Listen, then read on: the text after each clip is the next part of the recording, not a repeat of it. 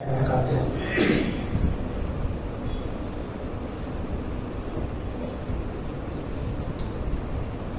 لله رب العالمين والصلاة والسلام على رسوله الأمين وعلى آله وصحبه أجمعين ومن تبعهم بإحسان إلى يوم الدين أما بعد. قال الله تعالى: أعوذ بالله من الشيطان الرجيم.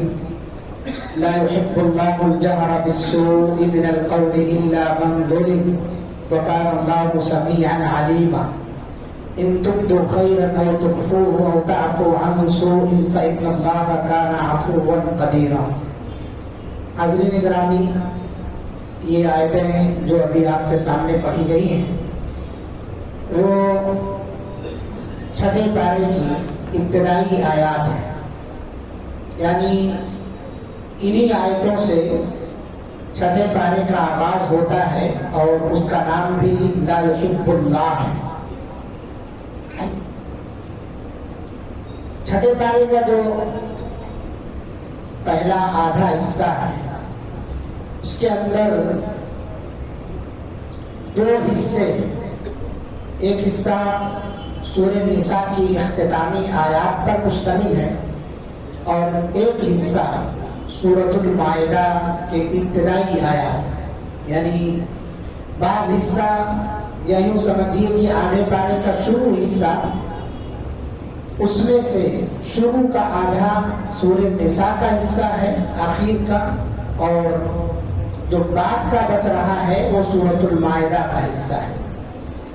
تو جو پہلا حصہ ہے اس کے اندر جو باتیں بیان کی گئی ہیں ان میں سے ایک تو یہ ہے کہ کسی کی برائی کا چرچا علل اعلان نہیں کرنا چاہیے۔ کسی کے اندر بھی کوئی عیب آپ دیکھیں تو بھرے بچنے میں اس کا ذکر نہیں کرنا چاہیے۔ اس کے اندر کوئی عیب ہے تو اسے پوشیدگی کے ساتھ اصلاح کریں، تنہائی میں لے جا کر کے اصلاح کریں۔ کوئی غلطیاں اس کے اندر دیکھ رہے ہیں تو دعوت کا جو مزاج ہے، حکمت، اس حکمت کا لحاظ رکھتے ہوئے اس کی اصلاح کی جائے۔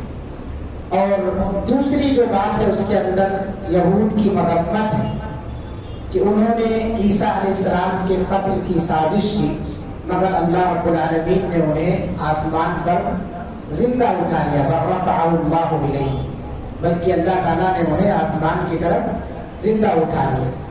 اور تیسری بات جو ہے وہ نصارہ کی مذمت ہے۔ کیوں؟ وہ عقیدہ تکلیف، یعنی تین میں سے کوئی ایک ہے عیسیٰ علیہ السلام، یا تو اللہ ہے یا تو اللہ کے بیٹے ہیں یا اللہ کے مددگار اور شریک ہیں، ان تینوں میں سے کوئی ایک ہے، تو اس کی تردید کی ہے اللہ رب العالمین نے۔ اور آخری بات، عینی اور اللاتی بہنوں کے حصے مذکور ہیں، سگی بہن اور باپ شریک بہن، ان دونوں بہنوں کے میراث میں جو حصے بنتے ہیں اس کا تذکرہ ہے۔ تو یہ باتیں سورۃ نساء کی جو ابتدائی حصہ اس پارے میں موجود ہے اس کے اندر ہے۔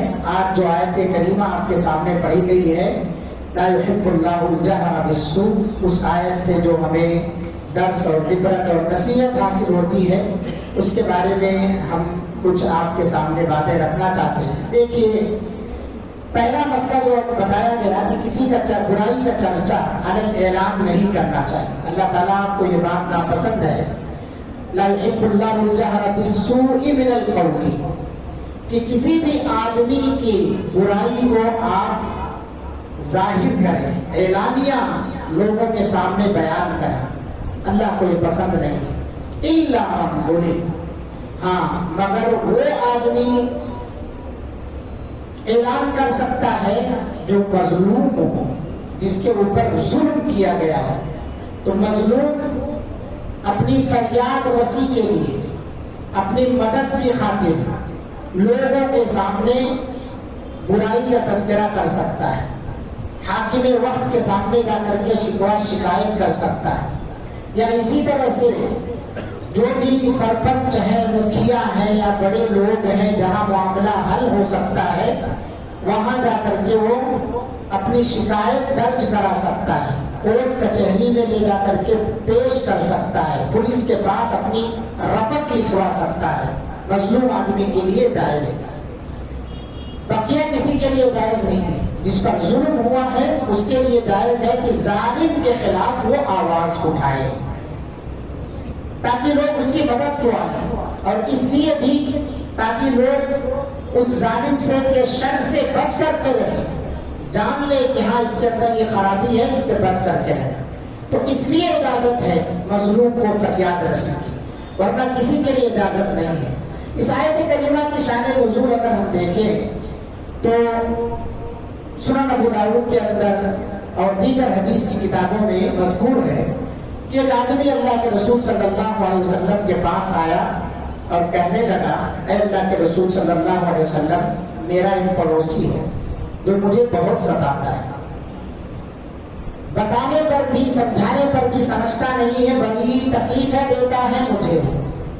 तो अल्लाह के रसूल सल्लल्लाहु अलैहि वसल्लम ने कहा, जब नहीं मान रहा है तो ऐसा करो, तुम्हारे घर का जितना भी साजो सामान है सब सड़क पर निकाल के बाहर कर दो।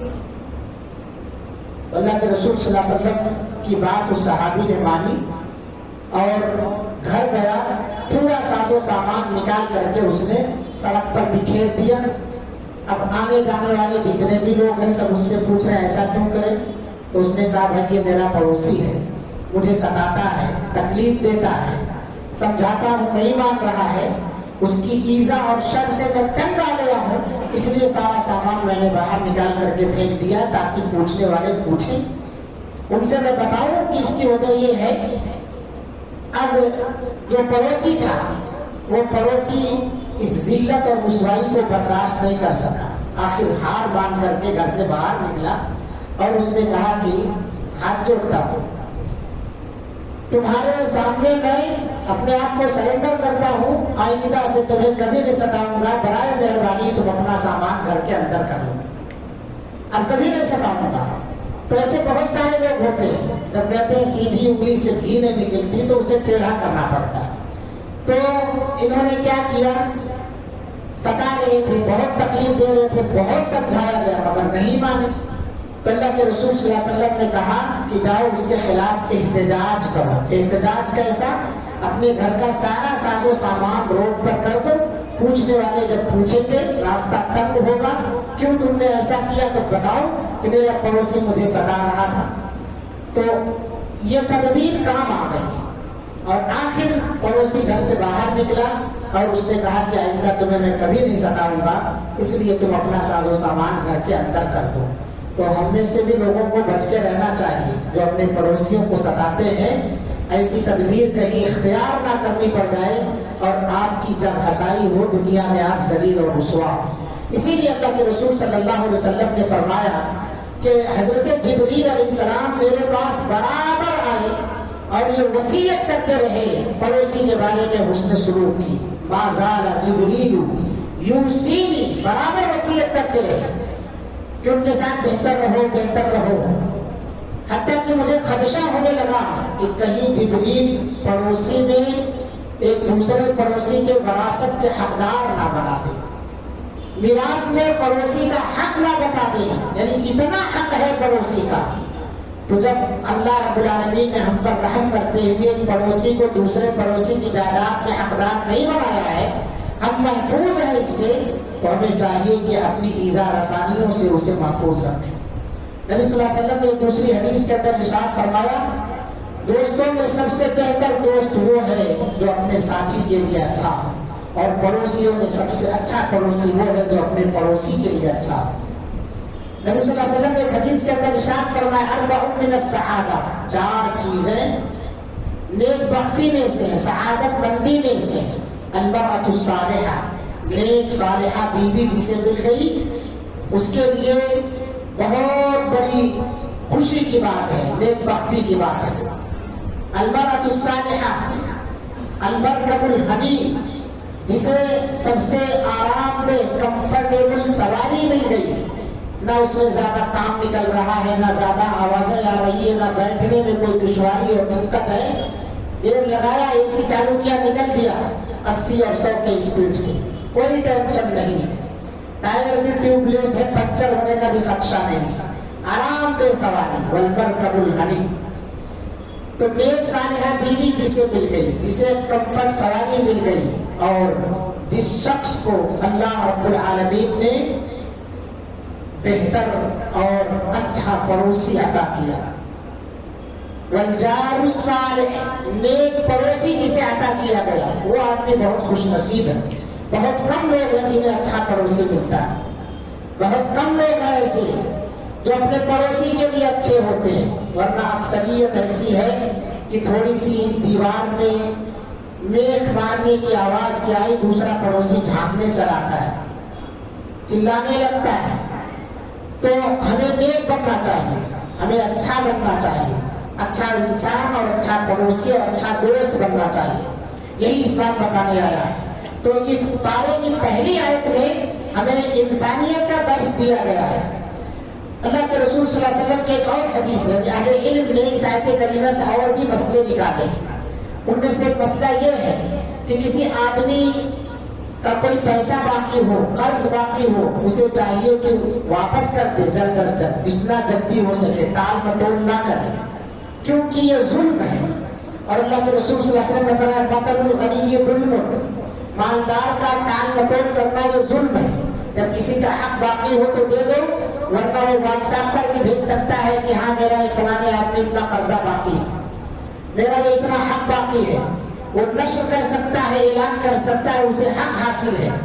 आपको 5 साल हो गए, 6 साल हो गए, आपने कर्जे अदा नहीं किए हैं, तो कर्जा मांगने वाले को यह हक बनता है, क्योंकि वो मजलूम है, वो सताया जा रहा है, वो ऐलान कर सकता है, जिस तरह चाहे उस तरह से कर्जा ले सकता है। अल्लाह के रसूल सल्लल्लाहु अलैहि वसल्लम ने कर्जा लिया था, वो आदमी आया, अभी वक्त भी पूरा नहीं हुआ था, आपके गले में कपड़ा डाल करके खींच दिया और आप सल्लल्लाहु अलैहि वसल्लम के गर्दन पर निशान बन गए।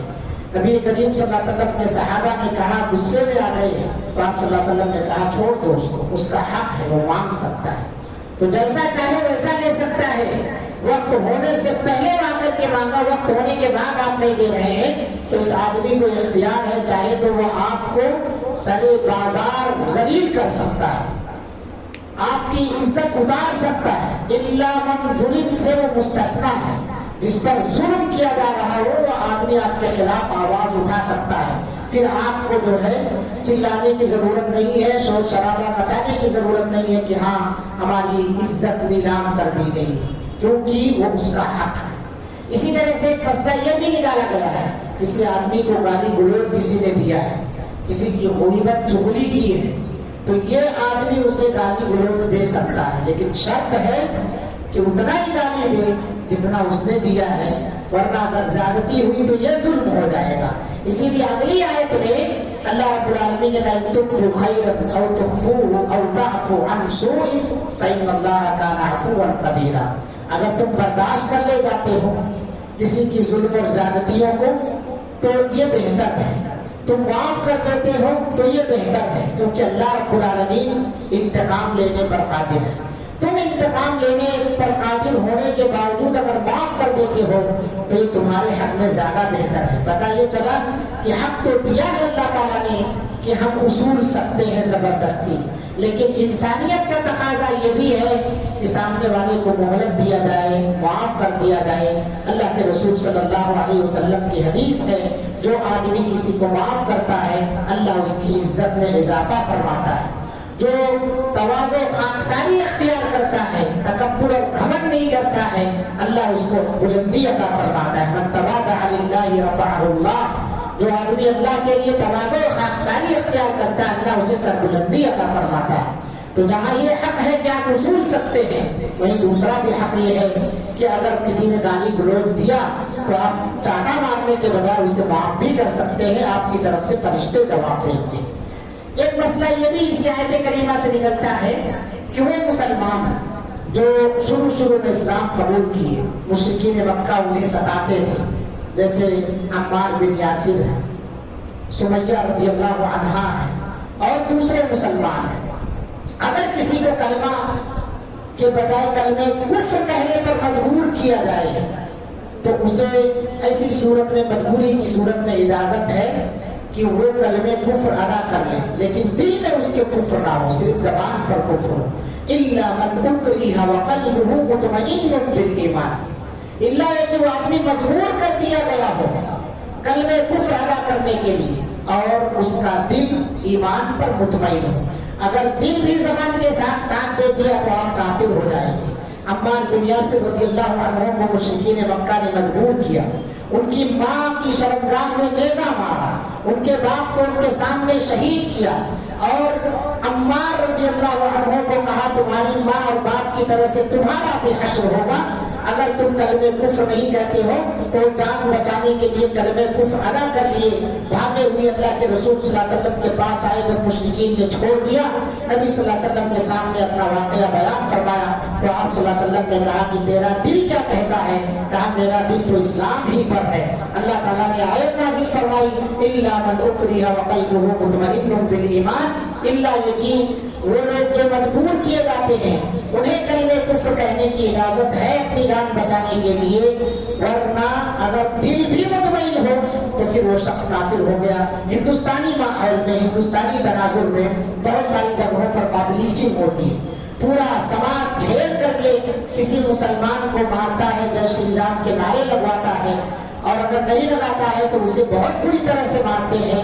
ایسی صورت میں اپنی جان بچانا، اگر جان کے لالے پڑ رہے ہو، جہاں تک ہو سکے وہاں تک مزاحمت کرنا چاہیے، لیکن جب جان پر بن آئے تو جان بچا کر کے کلمہ کفر ادا کر لیتا ہے تو اس کی اجازت ہے، اس میں شہید بھی ہو جاتا ہے تو کوئی مسئلہ نہیں ہے. لیکن اگر وہ جان بچا کر کے نکل لیتا ہے، دل اس کا اگر اسلام پر مطمئن ہے تو زبانی طور پر وہ اس طرح کے کفریہ کلمے، جھوٹے کلمے کا اقرار کر کے جان بچا کے کسی طرح سے وہاں سے نکل کے آ سکتا ہے. یہ بھی اس آیت کریمہ سے معلوم ہوتا. لہٰذا ہم جس ملک میں رہتے ہیں وہاں کے رہنے کے جو اصول ضابطے ہیں اسلامی طور طریقے سے اسے بھی ہمیں معلوم ہونا چاہیے. تو اللہ رب العالمین نے دونوں آیتوں کے اندر دو باتیں بتائی. ایک تو یہ کہ مظلوم آدمی اپنی فریاد رسی کر سکتا ہے، اسے اختیار ہے کہ وہ ظالم کے خلاف آواز اٹھائے. یہ غیبت میں بھی نہیں آتا، یہ بات یاد کر لیجیے. ظالم کے خلاف آواز اٹھانا غیبت میں نہیں آتا. کسی کو تو اس کی شر سے بچانے کے لیے مشورہ دینا یہ بھی غیبت میں نہیں آتا. دوسری بات یہ ہے کہ ظلم ہوا ہے، آپ قادر ہیں بدلہ لینے پر لیکن معاف کر دیتے ہیں تو اللہ تعالیٰ نے کہا یہ اس سے بہتر بات ہے، اللہ اس سے انتقام لینے والا ہے. تو ہمیں یہ معلومات رکھنی چاہیے، اپنے پڑوسیوں کے ساتھ بہتر رہنا چاہیے. اسی طرح سے جس ملک میں ہم رہتے ہیں اس ملک کے تقاضے کیا ہے اور ایسے ہی اس کا رول ریگولیشن کیا ہے، ایسی مزاحمت میں اگر ہم پڑ جائیں تو ہمیں کیا کرنا چاہیے، کیا نہیں کرنا چاہیے، یہ ساری چیزیں بھی ہمارے ذہن میں رہنی چاہیے. اللہ سے دعا ہے اللہ رب العالمین ہم تمام لوگوں کو اپنے اخلاق کو بہتر سے بہتر بنانے کی توفیق عطا فرما. اللہ تعالیٰ ہمارے ایمان میں استقامت عطا فرما، ہم سب کے جان مال عزت و آبرو کی حفاظت فرما. رب العالمین یہ فتنوں کا دور ہے، چھوٹے بڑے طرح طرح کے فتنے قدم قدم پر ہوتے ہیں. اللہ تعالیٰ ہم سب کو ہر طرح کے فتنوں سے محفوظ فرما، دنیاوی فتنے ہوں یا کہ اخروی فتنے ہوں، ہر طرح کے فتنوں سے ہماری حفاظت فرما. ماں بہنوں کی عزت و آبرو کی حفاظت فرما، ہمارے نوجوانوں کی حفاظت فرما. رب العالمین جو ابھی الیکشن آنے والا ہے اس الیکشن میں ہر طرح کے فتنوں سے اور فتنے بازوں سے مسلمانوں کو، انسانوں کو محفوظ فرما. ہمارے لیے بہتر حاکم کا انتخاب فرما جو انسانیت کے لیے رعایت کرنے والا ہو، جو انسانیت پر رحم کرنے والا ہو. اللہ تعالیٰ ہمارے گناہوں کی وجہ سے ہم پر ظالم حکمراں مسلط نہ فرما، ہمیں اپنی اصلاح کی توفیق عطا فرما. بہت سارے بچے 10th کا جو ایگزام دے رہے ہیں یا جہاں بھی ایگزامس ہو رہے ہیں اسکولوں میں، کالجوں میں، مدرسوں میں، اللہ رب العالمین ماہ رمضان کی خیر و برکت سے ان کے امتحانات کو آسان بنا دے. اللہ تعالیٰ انہیں صحیح جواب لکھنے کی توفیق عطا فرما. ہم سب کو دنیا اور آخرت دونوں جہان کے امتحانوں میں کامیابی عطا فرما. آمین وآخر دعوانا الحمدللہ رب العالمین. السلام علیکم ورحمۃ اللہ وبرکاتہ. سبحانک اللہم وبحمدک اشہد ان لا الہ الا انت استغفرک واتوب الیک.